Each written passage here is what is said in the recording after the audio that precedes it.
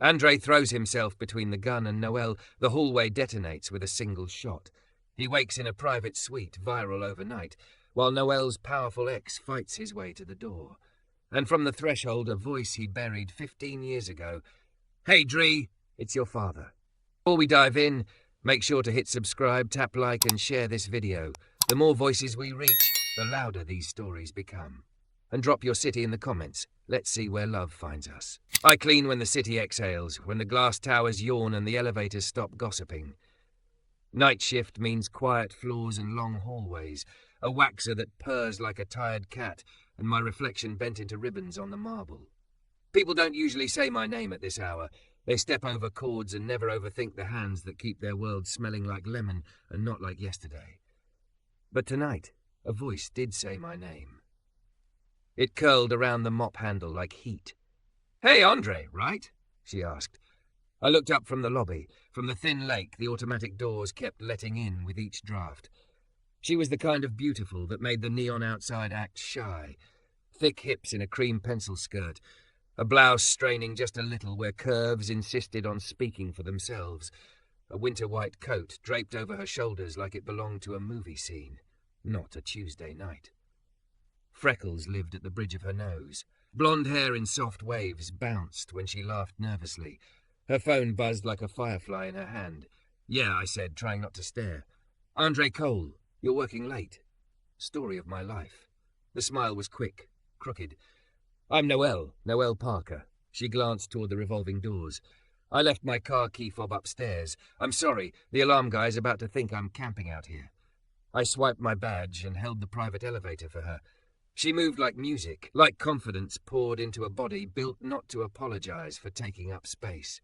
People see a janitor. They don't see the 9-year-old who learned to fold T-shirts into perfect squares to make his mom proud, or the brother who walked Dell's kids to school when Dell couldn't get a day shift.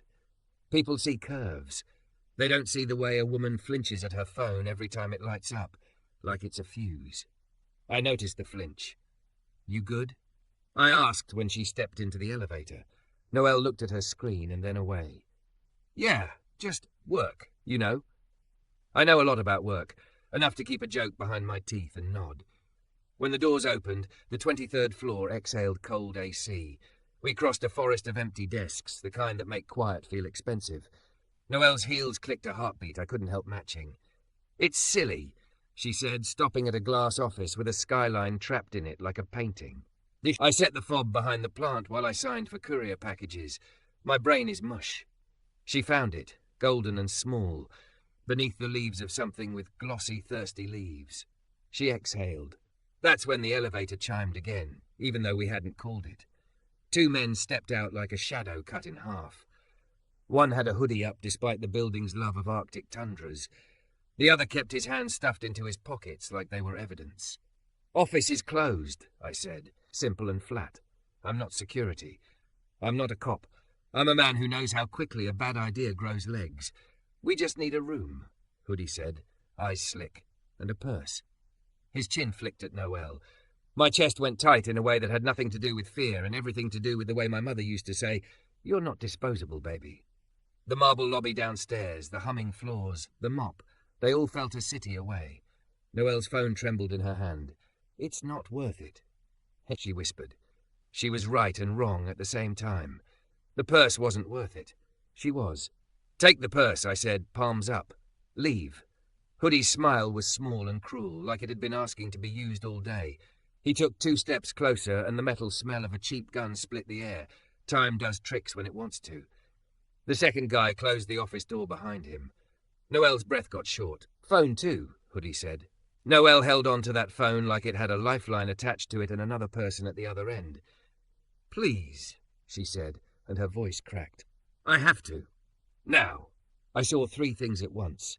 The bright dot of the exit sign reflecting in the gun's cheap finish, the way Noelle's fingers shook so hard her rings chimed, and a memory of my big sister Dell telling me that sometimes you move because you have to, not because you're ready.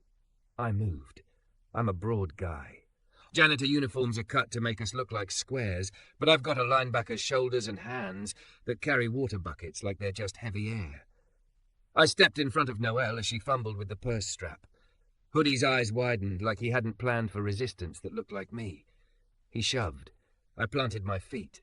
He lifted the gun without thinking. I didn't think either. I reached. A prayer, a curse, a choice. The barrel scraped my palm. Heat bloomed. The hallway collapsed into a tunnel of noise. A pop like a balloon that had something to prove. The first thing I felt wasn't pain. It was Noelle's fingers grabbing the back of my uniform, the small sound that fell out of her like the start of a sob. Then the ache punched through my right side, bright and hard, and the whole building tilted.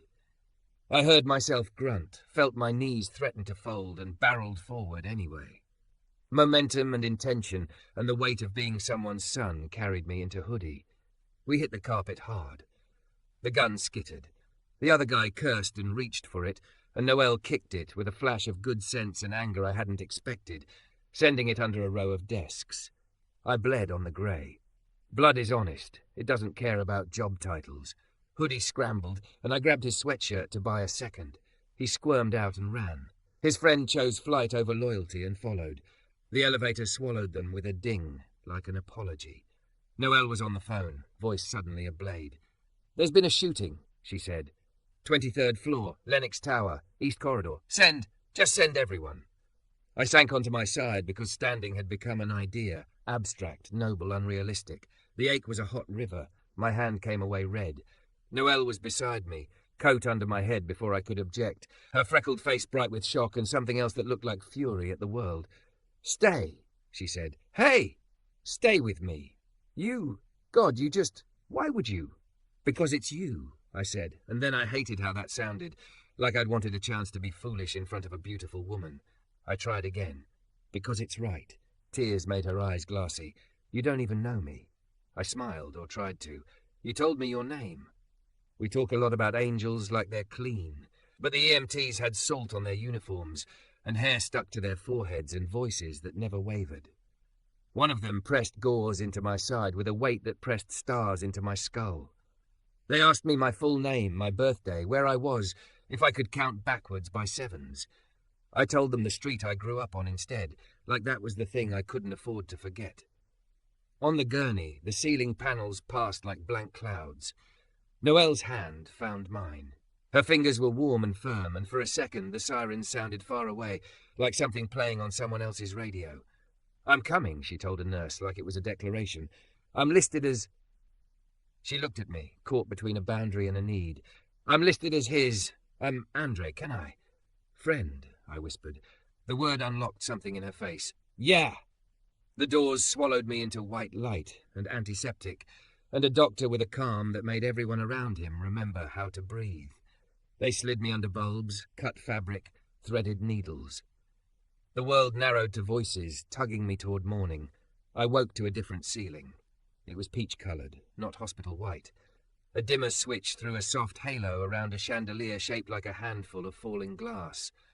The sheets under my palms weren't scratchy. They were overly confident about their thread count. A heart monitor purred like a cat with manners. For a few seconds I thought maybe dying was an upgrade on bedding. "Hey," a voice said, small and bright with relief. My head turned. Noelle sat in a chair too plush for any hospital. A vase of tulips slumped in defeat on a table that looked like a sculpture. She was out of the winter coat now, hair braided over one shoulder, makeup gone, freckles unapologetic. The curve of her body softened into a sweatshirt and leggings, still very much there, still very much her. And there were other things in the room. A clipboard with my name, a pair of expensive men's shoes by the door, a jacket slung over a chair. A uniformed officer stood near the window, hat in hand, gaze politely averted, like he'd been let into a story that wasn't exactly his. Where? The word scraped my throat. Where am I? In a private recovery suite. Noelle swallowed. I have access. I pulled strings. She leaned forward. You took a bullet for me, Andre. I felt the bandage like a second heartbeat.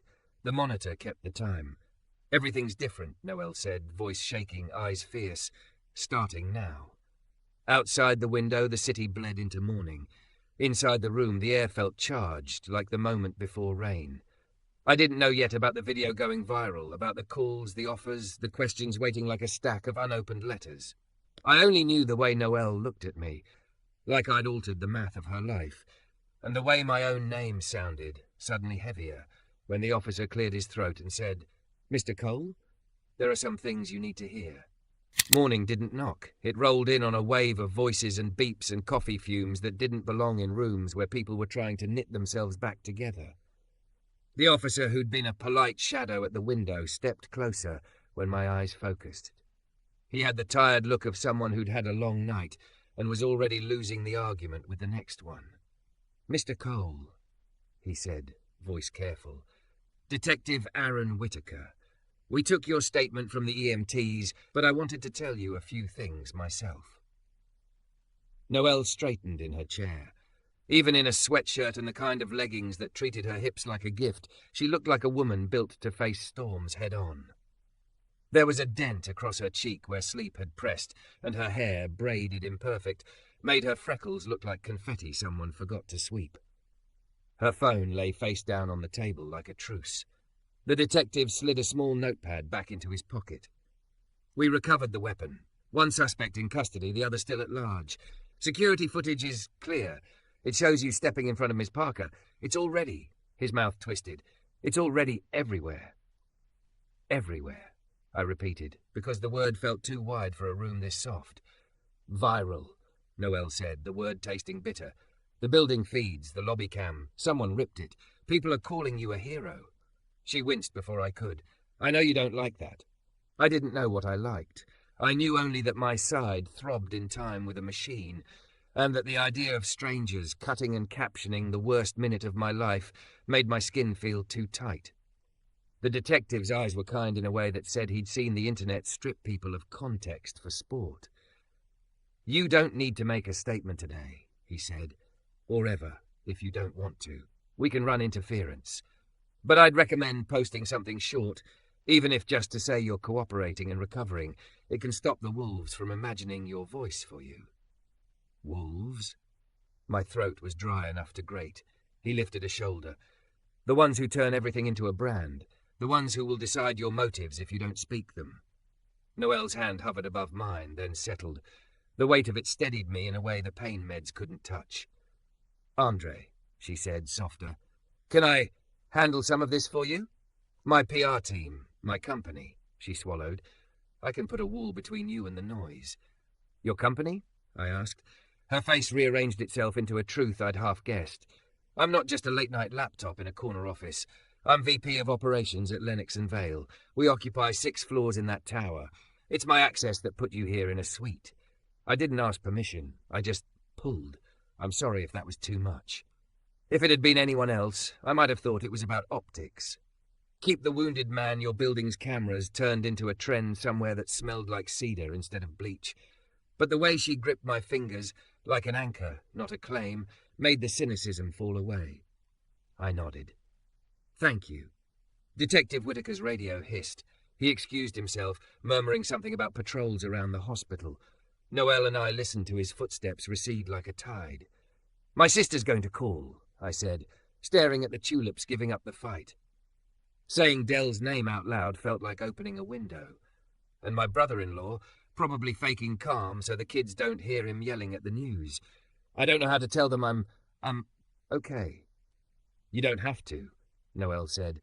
"I called Dell. Her number was in your emergency contact file. She cried and then cussed me out for letting a stranger bleed on a Tuesday, then cried again. She's on her way. She wanted me to tell you she brought the blue blanket you pretend not to like." I closed my eyes. The ache shifted into something that had nothing to do with stitches. For a second I saw my mother's kitchen, the steam from a pot lifting like prayer, the way she'd say, "You can only control what you bring into a room." I had brought my body between a gun and a woman, and now I was in a room where the air didn't smell like lemon. Everything felt tilted. A knock. Then the door swung and tilted more. A man in a suit that fit like a decision stepped in, trailed by a woman with a tablet and a smile laminated for corporate emergencies. The man's hair was expensively careless. His grin had too many teeth. He took in the room like it was a stage he'd booked. "Mr. Cole," he boomed, then modulated when the nurse at the door gave him a look that could cut. "Andre, may I?" He didn't wait. "I'm Brad Lennox, building owner. First you. Second, we want to. No, Noelle said, the word flat as a palm on a chest. Not now. Just a minute. No, Miss Parker, he corrected, pushing charm like a product. We'll cover every bill. We'll set up a fund, something visible. Your bravery deserves recognition. Recognition, I echoed. The word hit odd. Is that the part where you film me shaking your hand under a lobby chandelier and we call it even? To his credit, his smile wobbled. The woman with the tablet spoke instead. We want to ensure you're supported, that's all. Support looks like privacy, Noelle said, and consent. Her eyes slid to me. You're cool. I stared at the ceiling until a slow anger settled in my bones like a second skeleton. People step over cords and never learn the names of the hands that keep their shoes from sticking to the floor. Now my name fit neatly into their press releases. I took a breath that made the stitches complain. I won't be your story, I said. If there's a fund, it's for the EMTs who pressed into my side and didn't flinch, for the night crew that will be scrubbing my blood out of carpet, for Dell's kids' library, not a backdrop. Silence, brief and heavy, Brad's jaw work. Then he nodded like he'd discovered humility and wanted points for the find. Understood. We'll coordinate with Miss Parker. And thank you. When they left, the nurse exhaled a whisper of a laugh. You just made 3 people in PR cry somewhere. Good, I said. It came out softer than I intended. By noon, the room became a hinge. The day swung on. A social worker with kind eyes explained paperwork. A hospital chaplain offered a prayer that didn't try to sell me anything. A patient advocate slid a folder across the table with resources for victims of violent crime. Someone from the union texted to say they were behind me. My phone bloomed with messages like fireworks. Numbers I didn't recognize. Newscasters. Cousins I hadn't heard from since Aunt May's funeral. Dell burst in with the blue blanket and a grocery bag of fruit, like she could mother me hard enough to change the outcome. She saw Noelle and assessed her in one sweep. Thick, beautiful, dangerous to any man who lies. A woman whose body was her own weather system. Dell's eyebrows went up. Noelle stood suddenly shy. You must be Dell, she said. I'm Noelle. There aren't words big enough. I'm sorry, and thank you, and I'm so glad your brother is stubborn. Dell studied her a beat longer, then pulled her into a hug that looked like a test and a welcome. You tell him when he's being stupid, she said into Noelle's shoulder. He'll listen to you before he listens to me. I doubt that, Noelle said, but her smile trembled.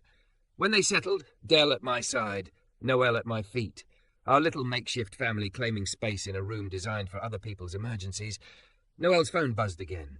She flinched, then flipped it over and sighed. He doesn't stop. Who? Dell asked because Dell doesn't pretend not to notice things. Noelle pressed her lips together. My ex, technically, or not. It's messy. He thinks he owns the air I breathe. He saw the video. He says I put myself in danger to embarrass him. Her laugh was small and furious. He doesn't like when I'm not where he can see me. The dark in the room shifted. Dell's hand found my shoulder in a grip that said, do not attempt to sit up. I didn't, but my whole body learned a new kind of ache. Is he a threat? I asked. He's a habit I'm breaking, Noelle said. She stared at the window like it owed her honesty. But yes, maybe. He's the reason I look at my phone like it's a fuse. I didn't mean for any of this. She gestured at my bandage, at the flowers, at the way my name kept popping on Noelle's screen like a trending topic.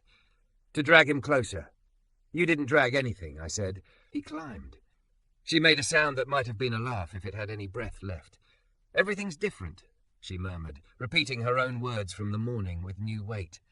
And now I need to be different too. Outside, the day leaned into itself, sirens far away, horns impatient, a helicopter chopping the afternoon into coins. Detective Whitaker returned with an update. The second suspect had ditched a jacket 2 blocks away, DNA swabs pending. He also said the words press conference like someone had dared him. Don't, I said, then a statement. 1 paragraph. He looked at Noelle. We can push it through your channels with comments off. Noelle nodded, already typing, already building a wall and a door and choosing who got the key. She read it aloud. I'm alive. Thank you for the care. I don't want to be a hero in a video. I want the night crew to get home safe and the city to be a place where people don't have to decide between a purse and their pulse. Please give the police time to do their jobs. Andre Cole. Dell wiped her eyes. That's my brother. Noelle hit send. The room went quiet in the way it does when a decision leaves it. A shadow crossed the doorway. Another officer, younger, face tight. He glanced at Detective Whitaker, then at me. "We've got someone downstairs demanding access," he said. "Says he's family, says he's Miss Parker's fiancé." Noelle's spine straightened so fast the air changed temperature. "He's not," she said. Her voice didn't shake. "Do you want us to remove him?" Whitaker asked. Noelle looked at me, not for permission, but for witness. Then she looked at Dell, who nodded like a general. She stood, smoothing the sweatshirt over curves that weren't apologizing to anyone. "I'll handle him," she said, and the way she said handle made something in me unclench. "Not alone," I said. She glanced at my bandage, at the IV, at the way lying down felt like gravity had me by the throat. She smiled, fierce and tender. "You already did your part." She walked toward the door, braids swinging, shoulders set. The city hummed beyond the window, waiting to decide how big our lives were allowed to be. Everything had changed, and in the hall outside, the first test of that new math cleared its throat. Don't forget to subscribe for more intense cinematic love stories. Your click helps us make the next chapter. Detective Whitaker walked Noelle to the door and angled his shoulder so I could see down the hall. A man in a slate suit stood at the nurse's station like he'd bought the floor. Crisp jaw, hair the colour of an expensive watch band, a smile that didn't reach anything real. He held a bouquet too bright for the hallway. Behind him, a hospital security guard crossed his arms, already annoyed. "Noelle," the man called, relief staged and loud. Finally. Her posture went sleeker, taller, like she'd stepped onto a stage with bad lighting. "You're not supposed to be here, Kellen. So we're doing full names?" He looked past her, spotted me on the bed, and something small and mean flashed in his eyes. "You must be the janitor." "The one who bled," I said. My voice came out steady. Dell's hand tightened on my shoulder. Kellen Voss took a step like he owned the tile. "I'm Noelle's fiancé." "No," Noelle said, quiet steel. "You're a man I was trying to break up with who pretended indecision was compromise." He set the bouquet down too hard, petals flying like confetti at a party no one wanted. "I've been calling you. You disappear. You make a spectacle of yourself. You—" Detective Whitaker moved between them so neatly that Kellen had to notice or trip over the choice. "Sir, if Miss Parker doesn't want to see you—" "Detective, right?" Kellen's smile returned, thinner. "Do you know who I am?" "Not relevant," Whitaker said. "It's relevant to the donor list your hospital's board cares about," Kellen said, turning the smile toward the nurse, who did not flinch. "It's relevant to the building your department likes to be invited into at gala time. It's relevant to my relationships with Lennox and Vale." He looked at me again and put on a sympathetic face that would photograph well. "I'm glad you're okay, really. But you made a dangerous choice, and now you're being used. Do you know how narratives work? This will pass. The video will get replaced by the next thing, and you'll still be mopping, and Noelle will still be mine." Something in my chest found a colder flame. Noelle didn't raise her voice. She didn't have to. "I'm not yours." He reached for her wrist, the old choreography of a habit. Whitaker's hand closed over Kellen's before the fingers landed. It was not violent. It was final. Hospital security stepped in. The bouquet toppled fully onto the floor, colour against linoleum. "You're making a mistake," Kellen said, but he had to say it while walking backward. "Both of you. Noelle, think." "I am," she said, for the first time. They walked him to the elevators. The doors shut, metal closing like a mouth. The air deflated. Noelle stood very still for a count of 3. Then she shook once like a dog shedding water and came back into the room with her chin up and eyes bright. "I'm sorry you had to see that," she said to Dell. "To both of you." Dell waved the apology away. "I've thrown heavier men than that out of a Sunday potluck. He doesn't scare me." "He scares me," Noelle admitted. "Not because of what he is, but because of what he makes me forget I am." I wanted to stand, to go to her, to make my body useful in a room where standing felt like climbing a hill with nails in it. I stayed where I was and made my voice do the work. "You handled it." She smiled without joy. "Tell that to my hands." She showed them, shaking, small earthquakes. She tucked them under her thighs. "Everything's different," she said again, almost to herself, and the words this time sounded less like a vow and more like a map she was willing to draw as she walked. Whitaker stayed until his radio pulled him away. When the room settled, quiet returned like a late friend. Dell peeled an orange as if the peel had offended her, filled the room with citrus, pressed a segment into my palm. We ate like a sacrament, the three of us, and the simple sweetness made a new kind of ache behind my eyes. A knock and the door cracked to admit the union rep, a woman with sharp eyes and a posture that said she had learned to take up space on purpose. "Andre, I'm Marisol Reyes, Custodial Union." She glanced at Noelle, clocked everything, nodded once like she'd found an ally on site. "I've got paperwork for medical leave and workers' comp, but I also have people. Night crew is posting up at the hospital. They wanted me to tell you the lobby rug is clean. The blood's out, but they're mad as hell." Her mouth quirked. "They're also collecting, for your sister's kids, because that's how we do. You need anything?" "Less fluorescent lighting," I tried. It landed. They laughed, tiny relief. Marisol's face went serious again. "Use this moment. Leverage is rare and loud. When you can talk, we'll talk.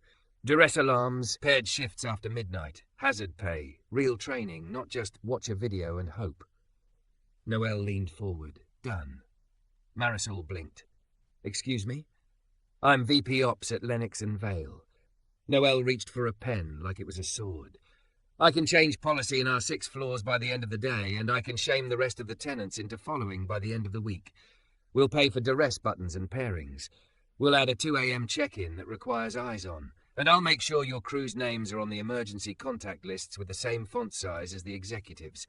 If the city can't see the people who keep it running, I'll make it readable." Marisol studied her, then me. "She for real?" "Very," I said, "also very stubborn." "Good," Marisol said. "I'll send language. And Andre, when you feel like breathing around this, think bigger. Ask for training stipends, career ladders. If everything's changing, push it to the hinges." After she left, I stared at the ceiling until the baffle pattern looked like a map my mother would have drawn on a paper napkin. Directions from here to a place where decisions didn't always taste like iron. "I don't want a plaque," I said to the room. "I want a checklist taped inside every supply closet that keeps somebody else from having to guess when a gun shows up." Noelle put her chin on the mattress by my hand. Up close, I could smell her. Clean cotton and coffee, nervous sweat, and the kind of perfume that doesn't apologize for staying. Then that's what we build. We were quiet long enough that I could hear the faint rattle of a cart out in the hall. Another knock. A different suit. Brad Lennox again, but without the smile. He came alone, hands empty. "I'm learning," he said, which in his mouth sounded like a foreign language. "Our policies were written for a world where the worst thing that could happen after midnight was a spilled latte. I'd like to sit down with you, Andre, and with your team to change that. No cameras, no ribbon cutting. I can be better than a chandelier handshake." I looked at Dell. She gave me the tiny nod that translated to "your call, baby." "Bring the night crew," I said. "Bring the people who know where the lights flicker and which doors stick, and don't talk. Listen first." He nodded, like it cost him less than it used to. "Tomorrow," he said. "We'll start tomorrow."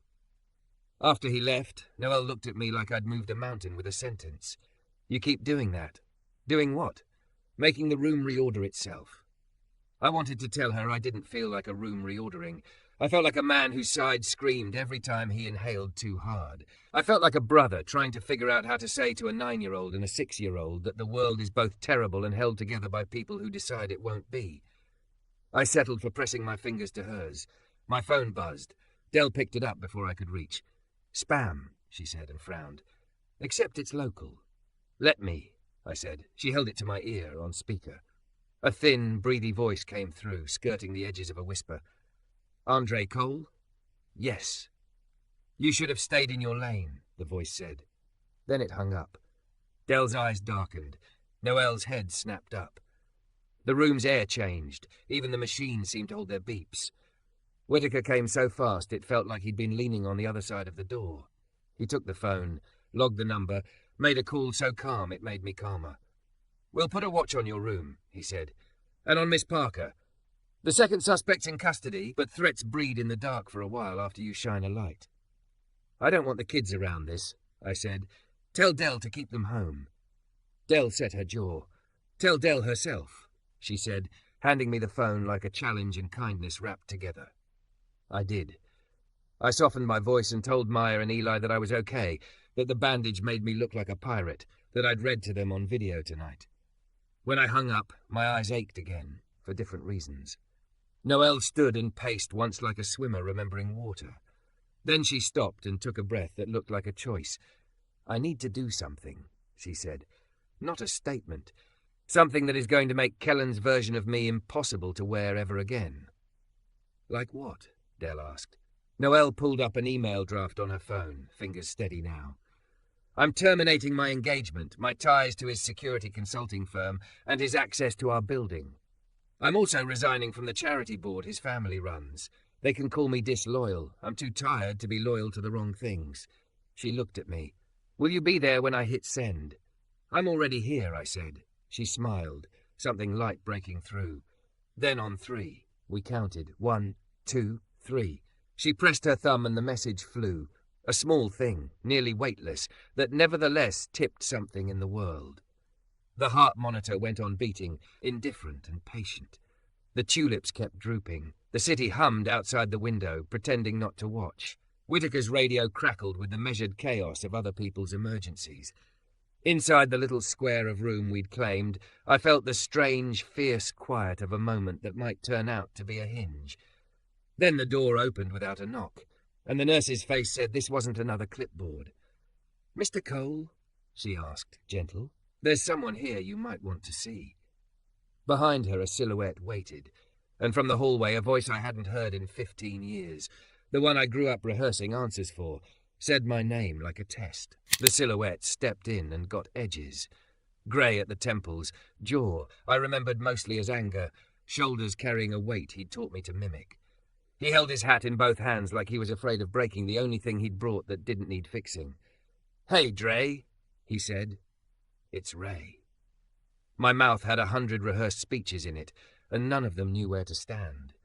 15 years since I'd heard my father say my name without echo.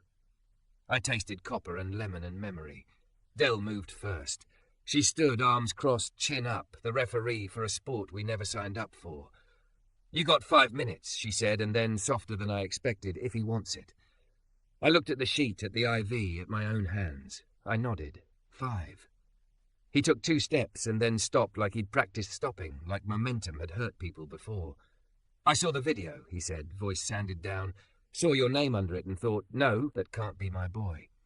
Then I looked again, and there you were, doing what your mother always said you would, getting in the way of stupid. A laugh shook out of me that wasn't quite friendly. "She did say that." "She did," he swallowed, Adam's apple making a small lift. "I wanted to call 1,000 times. I wanted to be earlier than this. I wasn't. He fumbled in his pocket and brought out a small coin, thumb rubbing a groove into it like a prayer wheel. 12 years, he said, showing me the chip. "I don't drink anymore. I don't dream straight, but I don't drink. I left wrong. I stayed gone wronger." He winced at himself. "I heard you got hurt, and I thought maybe I could say, I don't know, something that doesn't fix anything but doesn't make it worse." "Start with I'm sorry," Dell said. "I'm sorry," he said, and the words landed with a weight that made the room tilt, not from pain, but from a center shifting. He looked at me, not around me, not over me, and "I'm proud of you. Not for the bleeding, for the way you stood up and then stayed, for the way you say no to being turned into somebody else's lesson plan." Noelle had been quiet at the foot of the bed, hands folded like she'd decide what to do with them later. She introduced herself, Noelle Parker, and he nodded, like he'd been waiting to place the other name from the news in a real face. "You okay?" he asked her, as if asking were a way to borrow blame. "I am," she said. "Because he is." We looked at each other, me and a man who had taught me to check the exits in every room, who had taught me to tighten bolts until the faucet stopped crying, who had also taught me how absence can be louder than any slammed door. The speeches dissolved. I heard my own voice say, "You going to stay?" His eyes got wet the way you try to hide if pride lives nearby. "If you'll have me, I can also go, or sit in the hall, or bring oranges like I know what to do with a knife." Dell rolled her eyes. "Sit," she said, and the word cleared new air. He sat. We didn't solve anything. We didn't try to. He asked about my work, and I told him about nights that smell like floor wax and how a building's bones complain when it gets cold. He said the thing men who had left say when they run out of words, "You look like me." I said the thing sons say when they choose to be older than they feel, "I look like Mom." Whittaker poked his head in, clocked the arrangement, and left it be. The nurse came with meds and a smile like she'd seen weirder reunions at both ends of the clock. Noelle squeezed my ankle through the blanket, a quiet tether. When my father stood, he put the coin in my hand. "For your pocket," he said, "or to throw away. Either way, it's yours." "Keep it," I said, closing his fingers back over it. "Bring it when you come tomorrow." Something loosened under my ribs that had nothing to do with stitches. Night does this thing where it teaches you to count. Beeps, footfalls, the way the air conditioner sighs every 8 minutes. I counted until morning laid itself over the city like clean linen. The tomorrow Brad had promised arrived with coffee and a conference room the hospital let us borrow because Noelle had asked like a woman who expected the answer to be yes. They came. Marisol with a stack of forms and a click pen like a gavel. 4 members of the night crew, eyes bright and tired, uniforms clean in the way that means you've been dirty. Brad, without his chandelier smile, a building engineer I knew by sight, Chase, who could listen to a boiler and tell you if it was lying. 2 HR types who looked like they'd been dead, and Whittaker, because it turns out cops can show up for things that aren't just trouble. Dell came with notebooks. Noelle came with a whiteboard on wheels, and the steadiness of someone who had sent an email that changed the conversation in rooms she used to apologize for entering. "We're not writing a policy," Marisol said. "We're writing a map." "Name it," Noelle said. Dry erase marker popped open like a promise. We named things that had been invisible. The cold spots where the cameras stuttered. The stairwell with a door that sticks when the humidity hits. The way the 2 a.m. cleaning route takes you past an ATM alcove where men sleep sometimes and wake up angry. The fact that the emergency number on the backside of our ID badges goes to a cool tree that assumes daylight. We talked dress buttons, wearable with real people at the other end. We demanded pairs after midnight, not just for show. Chase outlined lighting changes like a man drawing constellations on a napkin. Brad listened, and when he spoke, it was mostly to say, yes, or I didn't know, or we can do that by Friday. I watched and added where the edges needed. Put first and last names on the emergency list, I said. Not just custodial. You call me, you use my name. You remember I exist. Noelle wrote like her arm was moving for all of us. At the top of the board she printed, "The hands that hold." It was too poetic. It was exactly right. Training stipends, Marisol said, eyes on the HR pair.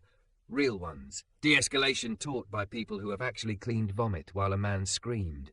Access to counselling after incidents without anybody losing hours for going. Yes, Brad said, surprising himself less every time. Whittaker raised a finger. And a direct line to a precinct liaison who actually answers. You don't need a detective. You need a human who knows your names and trusts that when you call, it's not because you're bored. He wrote his cell on the board under the word liaison. The HR people looked like they'd learned a new animal. By the time the coffee went cold, we had a list that could hold weight. No ribbon, no plaque, just a path. The night crew took pictures of the board like it was a sunrise. Marisol hugged Noelle hard enough to smudge dry erase on her sleeve. Brad looked at me the way men look at bridges they hadn't realized they were allowed to cross. Thank you, he said. Don't thank me, I said. Hire 2 more people so Cheryl doesn't have to push a 60-pound waxer alone at 3 a.m. Then we can talk. He nodded. Done. Noelle walked me back to the room at the pace of a woman who could run in heels but didn't have to. You just turned a hospital conference table into a union hall, she said, wonder mixing with pride. How do you do that? I bring what I can control, I said, and thought of my mother's kitchen, of steam rising like a lesson. My phone chimed. Group chat we'd spun up on the fly called The Hands. Cheryl had posted a selfie at the supply closet with a new laminated checklist taped inside. Check in at 2 or 4, test button, call Whittaker if the door sticks again, text Dell when you leave. She captioned it, We're not invisible today. Noelle leaned against the windowsill, a curve of light around her face. She had the kind of body men write bad poems about. and the kind of mind that would edit their meter. She'd sent emails last night that would make her life harder in the short term and freer in the long.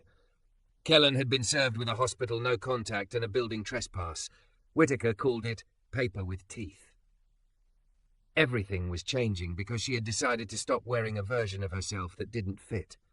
She caught me looking and lifted an eyebrow. "What?" "Nothing," I said. "Everything." She came closer, the soft scrape of leggings against chair, the scent of coffee and clean sweat and a perfume that had become the room's second language. "I don't know what we are," she said. "I know I don't want to hand this week to anybody else to narrate. I know you make me stand up straighter without telling me to. I know I want to be where your name is said like it's yours." I wanted to kiss her. I wanted to be worthy of wanting to kiss her. I settled for this. I took her hand and pressed it against the rail of the hospital bed, palm to cold metal, and we held that bar together, an absurd ceremony that felt truer than any staged photo. "Okay," I said, "then we'll write it ourselves." Dell slipped in, saw our hands on the rail, and smirked like a woman who had survived worse gossip. She threw the blue blanket over my legs and tucked it like a masterpiece. "Ray's coming back this evening," she said. "He asked what kind of pie you like. He's showing up with cherry, because that's the only right answer." "Cherry," I said, and the word was a kind of truce. Whitaker leaned in the doorway, touched 2 fingers to his temple like a salute, and left a business card on the table with his cell underlined twice. Marisol texted that the city was calling her about our initiative, like a city could be moved by a laminated list. I closed my eyes and let morning rest on my face. When I opened them, the chandelier looked less like falling glass and more like a handful of small suns caught mid-drop. The heart monitor kept its steady cat purr. The tulips, traitors that they were, seemed to consider standing up again.